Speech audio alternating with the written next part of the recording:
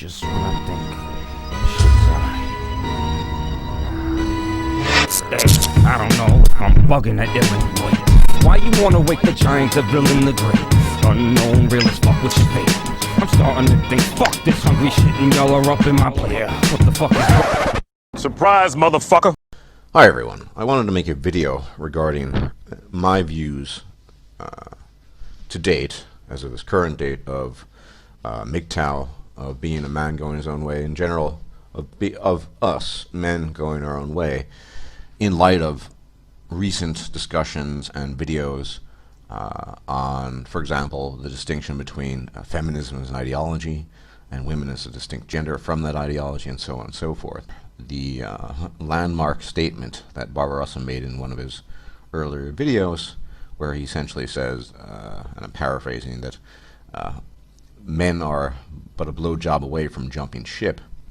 Most men, either interested in MGTOW or considering themselves to be such, are lacking in intellectual commitment. You see, I view MGTOW as a concept which entails a commitment to intellectual honesty. It's not about being bitter, and it's not about hate, although I'm sure we can see the comment section often enough that those claims and charges are leveled at us all the time. What it's about is really understanding the nature of human beings, both males and females, to the benefit of men. Because men do not receive this education and do not receive this information when they're growing up. They don't understand what's going on around them. I do not hate women. Now, it is entirely possible that someone might become a so-called man going his own way, and I'm using this term so-called simply because of so-called bad experiences, once again, so-called, in relationships. We've all had bad experiences in relationships. The difference between simply going your own way because of bitterness with a fundamental lack of understanding of the concepts that involve being a man going your own way, which to my mind, the most important element of being a man going your own way is not the renunciation of women or the renunciation of whatever.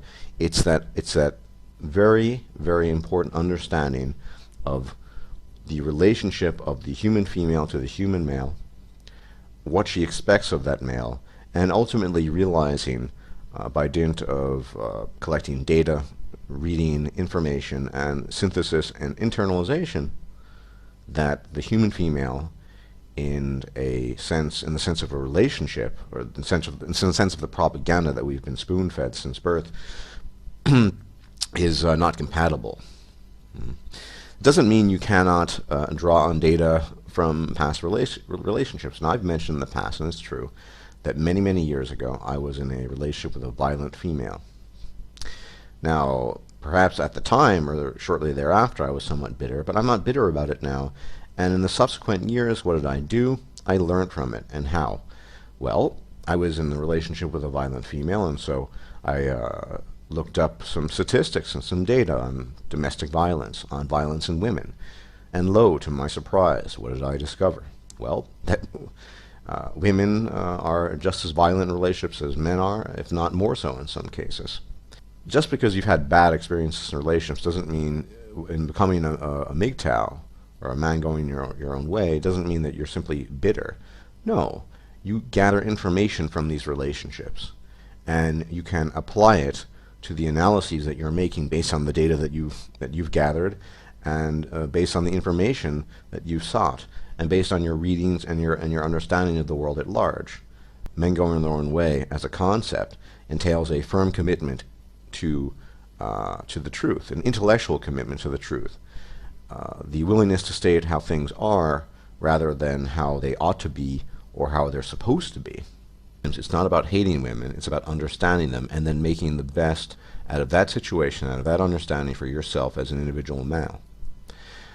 There's another element to this. I'm certainly believe in being very supportive of my fellow men. If we realize these things, maybe, it's not probable, but it's possible that instead of climbing over each other to get to the top all the time, we might decide to help each other out. And the world is afloat with well-meaning fairy tales of all manner and all sorts, and myths that are told and continue to be told in an effort to assuage our fears, to make us feel better about the reality we live in. And indeed, they can. Sometimes I come to the conclusion that delusion, mass delusion, and the illusions that lead to that delusion are a requirement for some people. For whatever reason, these people lack the capacity to accept the truth on its own terms. So, intellectual commitment, and to what? Simply stating that feminism is an ideology and women are a gender explains nothing to the individual male. And one has to be either blind or stupid, or both, and I don't think most people are that stupid to simply brush over, to gloss over the complicity of the female hand in all the things, the ongoings of the modern era, be it divorce, domestic violence charges, be it the victim narrative. We've seen this, for example, with the Anita Sarkeesian, the so-called feminist frequency. She played the victim. And what happened when she played the victim was that she made even more money. And unfortunately, victimhood is power. How did we see this with Anita Sarkeesian? We saw it very clearly. MRAs, men of all sorts, wrote comments, and she was, because of these comments, whether they were misconstrued or misinterpreted or whatever, those comments led to her being able to create a victim narrative. And that is the ultimate power of politicized feminism, and ultimately it is the power of the individual female. We simply cannot overlook the complicity of your everyday average woman in this mess we call feminism, if you will, and say that, well, feminism is an ideology and women are a gender, and that's true, in as much as, I mean, semantically speaking, that is true, but feminism and the typical female typically exist in a symbiotic relationship. They exist in a symbiotic relationship to each other, and that relationship is very difficult to break. Most women do not self-identify as feminists, but bring up something about selective service, or father's rights, or reproductive rights, or anything. Take your pick, and you will hear a lot of loud caterwauling, I assure you. This is not placing blame on women, but we cannot elude the facts and the information out there that women are initiating, say, the vast majority of divorces, and of course we who are wise are not going to get married, but no one is putting a gun to their head. Now, we're way past hatred. We don't hate anything. We're just looking at things in a sobering tone, if you will, objectively. The relationship that we have been spoon-fed, that were the concept, the image of the relationship we've been spoon-fed since birth, has never been. It has always been chimerical in nature. And dispelling that chimera, we know that for very simple reasons, because the human female views the human male primarily as a resource provider, and put more simply, it's not about who he is, but rather what he can do for her, that there is no basis for trust, and there can never be a basis for trust in that regard.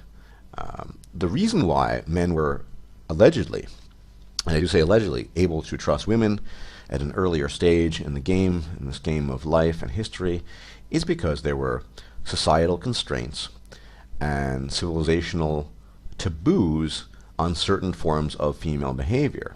And men were, of course, still beasts of burden, but they had some authority, even though they would also receive the blame and responsibility for actions taken by their wives. So women were, in fact, restrained by this. And it is interesting, of course, that in antiquity, men, you often read quotes and sayings and phrases in literature, men were keenly aware of female nature in this regard. They were aware of female hypergamy, and they were aware of women's willingness to manipulate men to fulfill their hypergamous needs. It seems we've forgotten all of that. I think a question that many of us dance around but rarely openly answer is, to what degree are women responsible for feminism? The answer is an integral one, I think. I think it's fair to say that feminism is dependent on the female population of its target culture accepting and embracing it in the majority. Now, when the SPLC designated MRA sites as a hate group, there was a bulletin posted on A Voice for Men shortly after in regards to another MRA threatening to commit suicide, and this caused several female feminists with Twitter accounts to comment on it. And instantly this phrase, hate group, was being parroted by the unthinking feminist acolytes as though it was some universal truth. I remember one particular tweet where some feminist was screeching, the MRM, parentheses, a hate group, is trying to stop one of their own from committing suicide. I'm conflicted about this. This is a classic example of female sloganeering, where the language is provided for her by the state. The state told her the language to use, and feminists immediately adopted in hopes of suppressing free speech, which in this society is analogous to hate speech, intolerance, and even the infamous thought crime we found in Orwell's dystopia. I think Orwell said it best when he claimed that it was in fact women who were the most bigoted adherents of the party, the swallowers of slogans, the amateur spies, and the nosers out of unorthodoxy. The orthodoxy we're dealing with here is that of enforced dialogue with rigidly confined limitations and tolerances defined by feminist and progressive narratives. They tell you what you can and can't criticize, and when these boundaries are breached, we have state institutions regulating these free speech event horizons and labeling anything but the status quo as hate speech. When feminists, posing as moderates, highlight the men's movement's aversion towards working with feminists, it is in effect an attempt towards the quelling of our movement altogether, since the feminist narrative is of course inherently structured to silence male dissent. If we are to make the distinction between women and feminists, the distinction must also be made that women are the tool with which feminism and the state tyranny that follows it are implemented. Now, this may be an unpopular claim to make, and in making it, I claim it to be not necessarily reflective of others in the men's movement, but women are, in my opinion, inherently feminist-minded as a whole. The fact that modern feminism has had its genesis in the West and has been exported to developing Asian and Indian cultures and nationalities with essentially the same textbook phases of rapid and ubiquitous female embracement speaks volumes, in my opinion.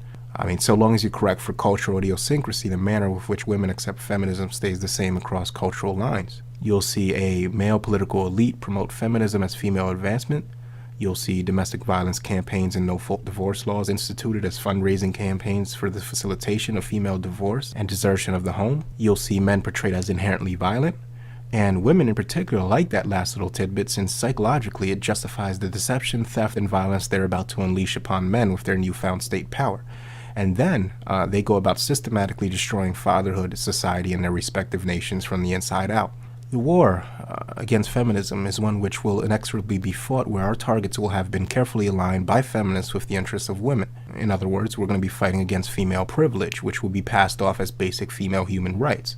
Things like abortion, birth control, breast cancer screening, affirmative action, all of these at one time or another have been assigned under the purview of women's rights. But a right to opt out of parenthood, or male birth control, and prostate cancer research and screening are conspicuously absent. Such is the result of the equality between the sexes that feminists seek. If Western society professes that human rights are innate and inviolable, then clearly it would make sense that to give one group of human beings access to these so-called rights, as feminists refer to them, based on female biology, without extending to men rights of equal and comparable quality, is in fact a blatant discrimination against men based on our innate biology, which of course is exactly what feminists purport to fight against. This boils down to the fact that for women, their ultimate concern and priority lies in their own safety. It's that simple, and anybody's fundamental human rights, or due process, or financial, physical, and emotional security, indeed even if someone's freedom and life hangs in the balance, it matters nothing to the biological imperative of access to safety and provision and comfort. Because female safety is the prime biological directive, they simply do not care about a free society.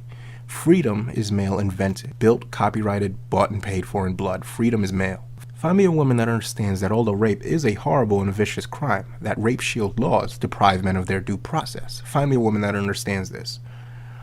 If you manage to do this, and odds are you can't, well then go ahead and find me large groups of women fighting against rape shield laws in favor of men, and that I guarantee you that you won't find.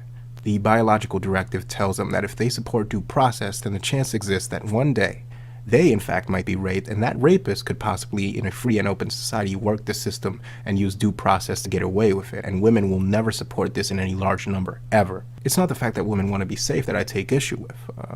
Everybody wants to be safe. It's the fact that they're so obsessed with their safety and yet so averse to procuring it themselves in a way that doesn't infringe on the freedom of others.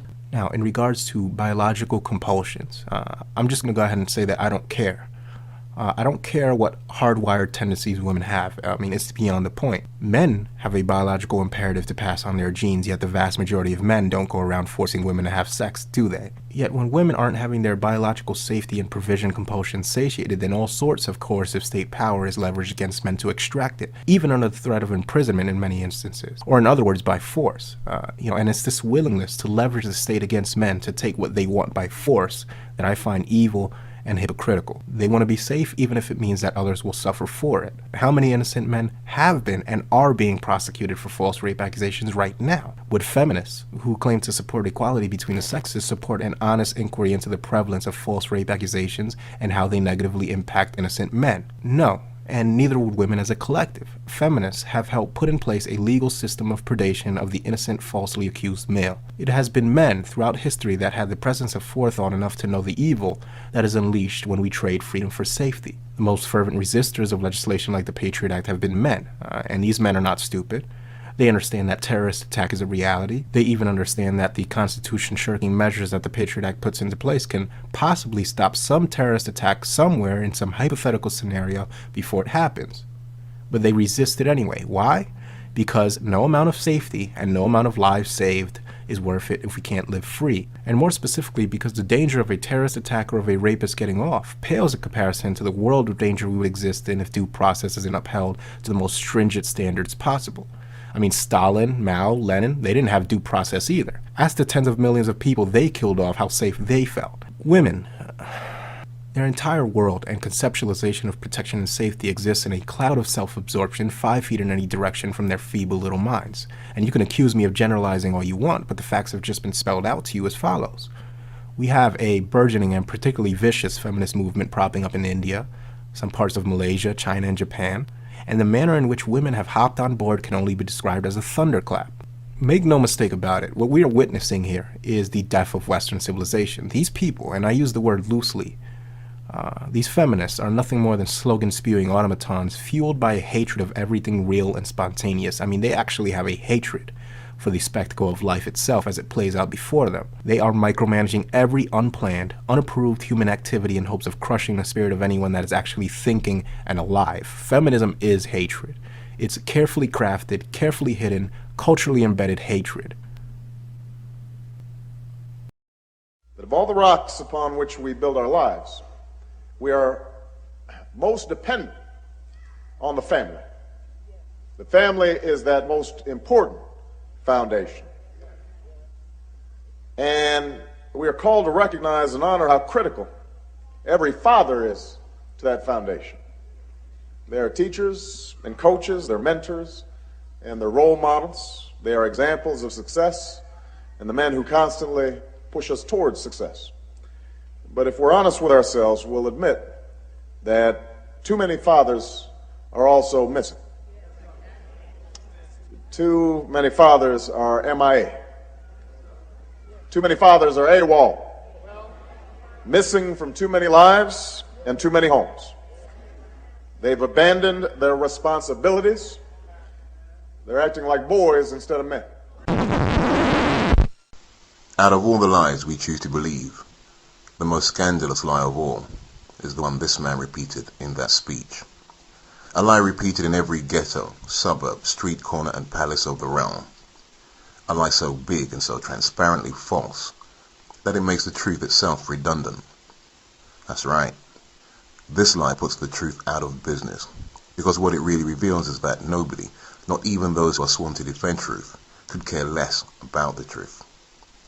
If not, how else would you, assuming you're a fair-minded and reasonably intelligent person, explain the glaring omissions from Mr. Obama's speech on the impact on calls for fatherlessness? Because, like everyone else who claims to be addressing the problem of fatherlessness, he laid the blame entirely on fathers. A problem which by necessity demands the participation of a man and woman is presented as a problem caused only by men. Later on in the speech, he applauds single mothers for their heroism. And heroism here amounts to spreading their legs, getting pregnant, becoming single mothers, and maintaining their broods on taxpayers' money, of which few of them ever lifted anything other than their asses to earn. It was Mother's Day over here in England yesterday, another female-centered day in the calendar, just like the other 364 days of the year, on which we were called upon yet again to worship at the altar of Goddess Woman. I'm going to take this opportunity to force into your consciousness the pink elephant sitting in the middle of the room that you would rather ignore in the debate on the cause of fatherlessness. That pink elephant is mothers themselves. There's a long-standing conspiracy of silence to conceal the role that women play in fatherlessness. This conspiracy has recruited everyone, save a tiny handful of men like me, into its ranks. In a world of uncertainty where everything is up for question, the one thing that goes unquestioned is the notion that men are solely to blame for fatherlessness. Everyone's agreed that men are responsible for fatherlessness. Why? Because men have sex with women, and men make women pregnant. The obvious inference being that women are sexually passive victims of irresponsible men who are left holding the baby. But don't you find it odd and illogical that the assault on fatherlessness only ever begins at the point where a child exists and the father is now absent? Why don't they ever attack fatherlessness much earlier in the process? Why do the likes of Obama never attack the cause of fatherlessness at its root, the mother? In his speech, Obama links a number of social pathologies to fatherlessness, lead among these being poverty. He's admitting that women are having children and bringing them into deprived circumstances.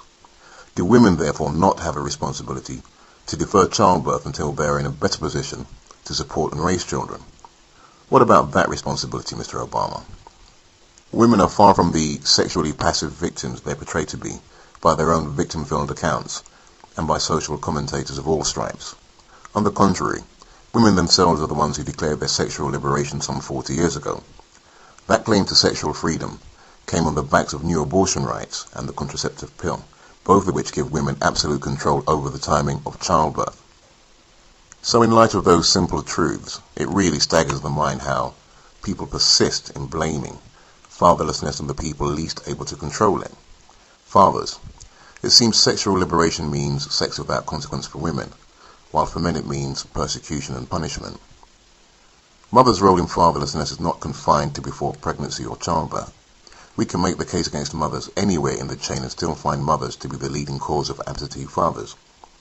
Respected research, not Oprah, Tyra, or the good black man, shows that a mother's attitude to father involvement is the key determinant of whether a father stays involved in his children's lives.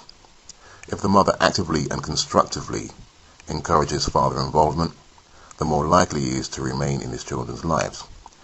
If she's indifferent or hostile to the father, then she will abuse her position as custodial parent to disrupt the father-child relationship, until the father simply stops trying.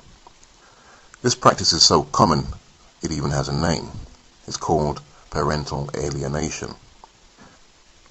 It's where the mother exploits the legally embedded presumption that fathers are dangerous, and makes all manner of obscene accusation against the father in court hearings over access disputes.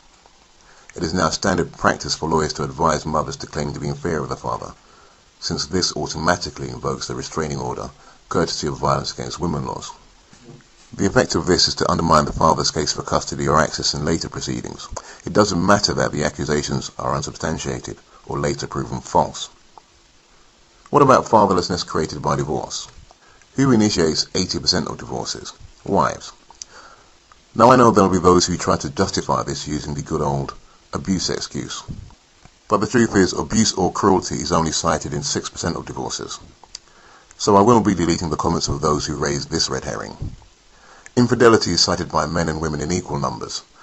So those women who love a cheating dog story won't find an avenue to blame men and play victim on that one either. The leading reason women give for destroying stable families is drifting apart, not feeling appreciated, boredom, all bundled up in the neutral phrase, irreconcilable differences. The real reason women divorce is the same reason most people do anything, because they can. They walk away with the children and most of whatever assets were accumulated in the marriage, also taking a huge chunk of their ex-husband's future earnings and pensions. The reason so many women have children out of wedlock is exactly the same, because they can, courtesy of the package of welfare benefit entitlements activated by pregnancy and childbirth. There never has been a movement of men who claimed children don't need fathers. The most vocal voices diminishing the value or need for fathers has been that of mothers, Oprah, Tyra, and a host of other rabidly anti-male forces that have dominated the debate on family life. A 70% out-of-wedlock birth rate and an 80% wife-initiated divorce rate is not the result of irresponsible husbands and fathers abandoning their families. It's not the result of a few women making some bad choices in men. It's a mass movement, a matriarchal takeover, a coup to displace fatherhood and break the supremacy of patriarchal power. Blaming the poor outcomes for fatherless children on absent fathers is as absurd as blaming the police for crime that occurs in their absence. How can you blame someone who is not there for the outcomes of the actions of someone who was there? I thought an alibi which placed you away from the scene of a crime was all the proof needed to show your innocence. Fatherlessness is indeed the cause of most of the social pathologies we see in our communities today, but absent fathers are not to blame for that. The blame lies with mothers who deliberately create fatherless homes by welfare or by divorce. The father's position in the family has been weakened to the point where fathers can only look on powerlessly as their children become wards of a welfare state that people like Mr. Obama want to expand and empower themselves to encroach even further into people's private lives. There are no voices seeking justice, only father-blaming interests, who want to perpetuate the myth of the deadbeat dad because they profit of the misery and dysfunction that fatherlessness causes. Well, I give notice that more and more of us are waking up to this corruption, and we will fight against it. Thus ends my address to mothers on Mother's Day. Leia.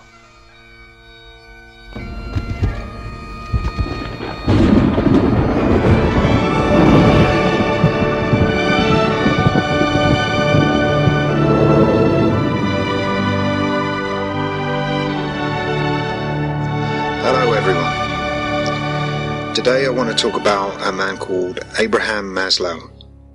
He wrote a book called Motivation and Personality, where obviously he speaks about motivation, but he deals with this model some of you may be aware of called the hierarchy of needs. So I wanted to look at this and how it relates to us as MGTOW. We as MGTOW have an advantage over blue pill men, PUAs and the like, in that we spend little or no time or energy or money on the pursuit of women, and this should allow us to achieve more. To do this we need motivation. Abraham Maslow teaches us that what we can be, we must be. And Maslow calls this the need to self-actualize. Some of you will be familiar with this diagram, this model, which is Maslow's hierarchy of needs. It's a 5-tiered model.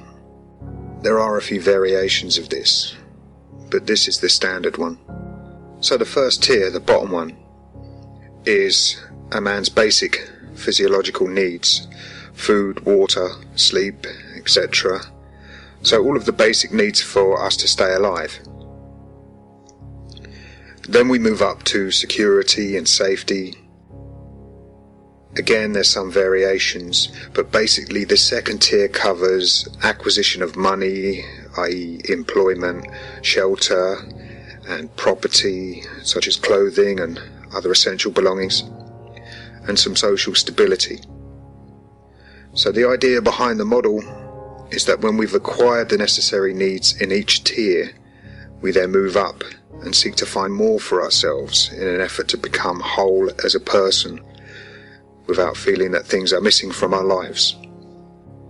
I think the reason why these things are listed as needs is because if we don't have any of them, we begin to crave them.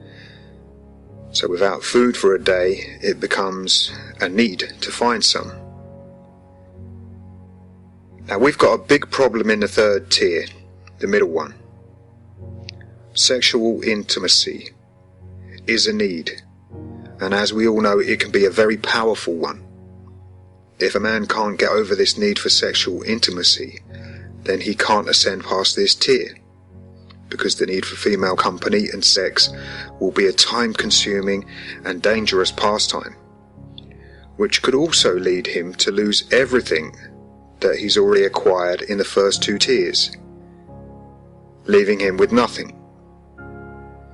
He also doesn't get to move up to self-esteem or self-actualization, or even to transcend the top tier and help others to self-actualize by giving them help and advice. So, seeking female validation is futile and a massive hindrance. Abraham Maslow's hierarchy of needs doesn't take into consideration gynocentrism, misandry, or any of the issues that men face today. So it's questionable, and it needs to change, as do we. Men need to change and reject the need for sexual intimacy, or find safer, less time and energy consuming alternatives. So more important than the need for intimacy is the need, and it is a need, to find meaning and realize our inner potential, to be the best we can possibly be. Maslow acknowledges the fact that the need is different for every man, based on his abilities and interests. So one man will have an overwhelming need to earn money and become a great businessman. Another man will need to be creative, and maybe become an artist or a musician. So if we look at the pyramid, we can see that we have options. We can choose to move forward and grow, or we can stand still or go back, which we know to be apathy. But it's important to note that the time and energy taken to step back or stay in one place could have been used to move forward and upwards towards self-actualization. Every time we miss an opportunity to move forward, we deny ourselves a chance to be doing what we're capable of, as opposed to what we choose to do. So a gap then appears between what we're actually doing and what we're capable of doing. This, Maslow suggests, is where regret and depression set in.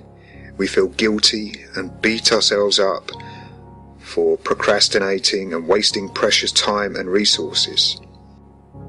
The opposite happens when we choose to move forward. We become driven and motivated. There's no room for remorse as we move closer to our goals. This is the choice we have. It's our decision, whether to move forward, back, or stand still. But a day wasted is a day we could have moved forward, and then that opportunity has gone. That's our decision. We also have to accept the fact that we're not perfect and we all make mistakes. I've spoken before about perfectionism versus optimalism. So the perfectionist will set himself unrealistic goals and never be satisfied with his progress, whereas the optimalist is happy to achieve 90% of what he set out to do, because he still made progress in the right direction.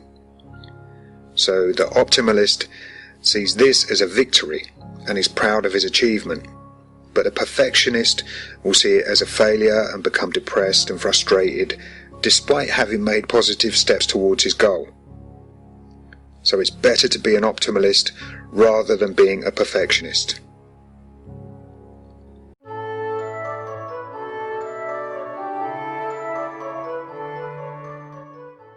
Hey everyone, today I really want to focus on egalitarianism. I believe very strongly that it is egalitarianism, the belief in equality, that is the literal problem in Western civilization. People like to blame feminism or these different sort of isms, but all of these isms come from this belief, this moral imperative of equality. It's so foundational to our culture that I can almost guarantee that at least half my audience listening to me right now is cringing. They're questioning what's wrong with me. How can I be questioning equality? Equality is such a perfect, good thing. It is so foundational to Western civilization. It's one of the great pillars of Western civilization. How dare I question equality? But it is equality. It is egalitarianism, the application of equality across things which are fundamentally unequal, which is causing all the problems in society. All the problems in society that we complain about, all the different isms, are all caused by egalitarianism. It is the central ism, which is the foundation of all these other isms. Now, in my guide to feminism, I talked about the social, political, and economic equality, how these were euphemisms for equality of outcomes. However, not every definition of egalitarianism includes the part which mentions social, political, and economic equality. For example, Merriam-Webster mentions the social, political, and economic equality, but other dictionaries do not. Now, Wikipedia defines egalitarianism as a trend of thought which favors equality for all people. Egalitarian doctrines maintain that all humans are equal in fundamental worth or social status. Now, this concept of fundamental equal worth is very important. Some of the videos I do, particularly the ones about men being smarter than women, I get a lot of criticism talking about, yes, men are this and men are that, but everything's all equal in the end. Men and women are just different, but we have equal worth. Now, this concept of equal worth between men and women is never explained. It's never actually proven. It's just asserted. All this equality is asserted. When you look at the facts, it's clear that this is not the case. Men and women are not of equal worth. Now, my main point, which I touched on in a previous video called The Case for Patriarchy, is that a patriarchal system which favors men is a fair system, because men do more. Thus, they are entitled to more. They're being rewarded commensurate with their contribution. By treating men and women equally, you're actually discriminating against the man, because the men do more, and yet you're rewarding them less, and you're propping up the woman who does less and treating them equally in the name of equality. So you can have fairness. You can have a system that's fair, that treats people fairly according to what they do, how they behave, their intrinsic worth. Or you can have an equal system, where everyone's treated equally, regardless of who they are, what they do, how much they contribute, whatever. The anti-feminist egalitarians have no philosophical leg to stand on. They can complain about the applications of the law which discriminate against men, but egalitarianism, depending on the definition you use, is for the social, political, and economic equality of different groups, including men and women. And in order to achieve this equality of outcomes, men must be discriminated against. So what are they complaining about? Either they don't subscribe to that particular definition of egalitarianism, or they aren't really egalitarians at all. Now, I'm not trying to reach or convince women or feminists of this. I mean, they're a lost cause. I'm trying to reach these self-professed egalitarians in the manosphere who call themselves anti-feminists or men's rights activists or advocates or whatever the A stands for these days. I'm trying to appeal to their logic and reason. I want to show you that egalitarianism is horseshit. It doesn't actually exist. Men and women are not equal. They don't have fundamentally the same worth. Men are worth more to humanity as a whole. Women are inferior. It doesn't mean they're lesser creatures that don't deserve certain rights and protections. Children are inferior to adults. And that's what I'm talking about. To say that men and women are equal without any proof is just as illogical and absurd as saying that adults and children are equal. Clearly, adults and children are not equal, which is why they don't have the same rights. But it doesn't mean they're not human beings. It doesn't mean they should be mistreated or abused. It just means they're inferior, and they don't have the same rights, and they're not equal. But let's move on from judging men and women from their biological functions and roles to what I'll call the role-playing statistics. So in a role-playing game, you have different statistics like strength, dexterity, constitution, intelligence, wisdom, and charisma. So if men and women were equal, of equal worth, they would be more or less equal across these different spectrums. While men may be stronger, women may be more dexterous, or have higher constitution, or be more intelligent, or more charismatic. there should be these ways where everything balances out in the end. In role-playing games, they actually do this. You know, they actually balance classes and races and all this other stuff so that the game is fair and fun. However, nature doesn't work that way. Women really don't win any of them. Even if you argue they may win one or two, the majority of these attributes go squarely to men. If men are better than women in, let's say, 4 out of 6 of these attributes, they're not equal. If men are stronger, faster, have higher constitution, and are more intelligent, and let's say we give women charisma and wisdom, just as, you know, let's just say that they're more charismatic and they're more wise than men for no apparent reason, just let's just say it. That's still only 2 attributes compared to 4 attributes. And if we're just being objective, we would have to conclude that men are superior to women. That if this was a role-playing game, men would simply be overpowered. To use a gaming term, they'd have to be nerfed, or women would have to be buffed in order to make them equivalent. But of course, again, nature doesn't work that way. Now, so to help me out to explain some of these attributes, I invited Sexy MGTOW. He's going to talk about the male advantages in strength, dexterity, and constitution. Take it away, Sexy. We don't need to lie to ourselves anymore, and that's what I mean by intellectual commitment. I honestly believe that if men are simply in it because they've gotten dicked over by women, and many men have, that's not enough. It requires an intellectual commitment, a desire to understand the world. And I know I speak for myself, and I'm quite certain I speak for Barbarossa in this regard. I know he's basically a scientist. He's studied many sciences, and I've studied various subjects. I've always been fascinated by the workings of the world at large. And to me, this is, of course, the greatest, one, the greatest lie ever told, but two, also, in some way, not a very sobering way, the most fascinating aspect of the human being in this modern age. What exactly is the dynamic that exists between the male and the female, and why does it always seem that, despite all the privilege that we are accorded, allegedly, we somehow get the short end of the stick, the short end of the straw? Well, we know why that's the case now. So it is an intellectual commitment to honesty. How do I know that many men, be they MRAs or calling themselves men going their own way, are not committed? Well, you just need to take a glance at the comment section and some of videos that are all around, all over YouTube. I'll take a look at an older video by Paul Elam. Let me just read off 2 comments made by 2 separate gentlemen. So Vice891 writes, "What if, as a man, you'd rather that chivalry lived and men were unequal? I gain a sense of pride and confidence from acting like a gentleman, and I don't want to give that up, just so I can see women on the front lines, which I don't want, and men having a say in abortion."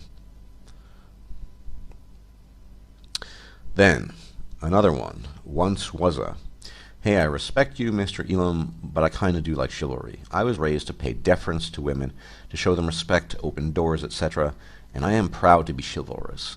And I don't want women going to war. I don't want male-female equality. I want them to be complementary. Women in the home, men in the workplace. No more misandry in the media, men respected in marriage and society. No more no fault, or my body, my choice, or slut-shaming, or bad. You get it. Would you like that more?" And Paul Elam rather wittily and sharply responded, "Nope, I do not want to support a woman. If I want a maid, I will hire one," which basically echoes my thoughts on that matter. I have no desire to lord over women. I never have. Even when I still existed within the matrix, as we like to call it, I had no desire to lord over women. I did not want to be a patriarch, because at that time, in the years of that previous incarnation, I honestly believed that men and women were in some fashion equal, or they actually desired, or they should be accorded the same desires and rights as I should within a relationship. That's neither here nor there. The point being that I've never had the tyrannical desire to boss women around, and I think a lot of these men who are supposedly in the MRA, or men going their own way, really do harbor that desire. They want to tell women what to do, which I don't agree with, and they want them to put them in their place. And remember, these guys they don't want to see women on the battlefield. Both of them said that. They want to see men dying. They didn't say it, but that's what they want to see. They don't have a problem with it. And if they don't have a problem with it, then I have no issues claiming that that's actually what they want to see. So many men, I think a great deal of men, are really in that stage. They want to repair relationships. Well, the relationship has always been broken, gentlemen. It's never been this pristine vision that you've been fed all your lives. It's sometimes when I think of these chivalrous men and the way they look at the relationship between men and women, it almost has religious overtones. The female is the Madonna, some sort of goddess, and you are to pay deference to that goddess. She's not to, she's not to receive a scratch on her skin. She must be maintained in her divine form no matter what. Of course, you, being the mortal priest, being the mortal servant, you can do all the dirty work. So, what I see going forward is definitely that we need to openly make clear that being a man going your own way definitely, most certainly entails this commitment to intellectual honesty, to the truth, to understanding the nature of things, specifically the nature between the male and the female, for the express purpose of helping men navigate these choppy waters. And they are, well, choppy is a bit euphemistic. I think we're caught in a raging torrent. And men who are not prepared, they don't have the paraphernalia with them to somehow escape that torrent, they will be sucked in and they will drown. And they are drowning in great numbers even as I speak. So for the young caller who called in, I think ultimately, if he is perceptive and perspicacious, he'll see that it's a lot more complicated than feminism is an ideology and women are a gender. It's a lot more complicated than that, and if we want to be honest with ourselves and with the world, I think we can't simply let it rest at that. We can't let it just be. So I will continue in forthcoming work to point out relentlessly, if necessary, that whilst feminism, capital F feminism, is an ideology, capital F feminism has no power without lowercase f feminism. That is the everyday common women who empower it, who give it power. Barbarossa is spot on, quite right. He hit the nail on the head when he said that feminism, politicized feminism, is a female advocacy group. Supremacy, generally speaking, has very little to do with it. They want women themselves specifically to have lots of privileges, and the women who are not declared feminists take advantage of those privileges. I mean, who wouldn't? In a future video, I'd like to address the question of equality. Do women want equality? Furthermore, more importantly, do men even want equality for women? As a glance at the comments section of some of these videos can show rather readily and quickly, I don't think a lot of men even want equality for women, and I don't think women really want it either. Anyway, I think that's all I had to say about the subject, but I did want to make this video because I think it is very true. Restating what I said, it's about an intellectual commitment to the truth, an intellectual commitment to understanding the way things really are, as opposed to sort of attempting to pretzelize the narrative that we've been told. And to be honest, ultimately, this idea that feminism is simply an ideology that exists independently of the female, and women are a gender, and they bear very little relationship to each other. That is a form of reality pretzelization, if you will. That is very clearly a pretzelization. It's not simply not the case. Remember the metaphor. This gentleman doesn't hate women, but he hates the gun that they've been given. Women are choosing to make use of that wield that weapon, to wield the gun, and shoot men with it, metaphorically speaking. And we can't forget that. So not for the sake of hatred, but for the sake of protecting men, protecting male interests, and also to give men a greater sense of dignity and personal value, because we all know how valuable we are in this world. We need to continue telling men the truth as it is. No more lies, no more conflation, and I certainly am not going to pretzelize on this channel. Anyway, have a pleasant day, afternoon, or evening, and take care. Take care.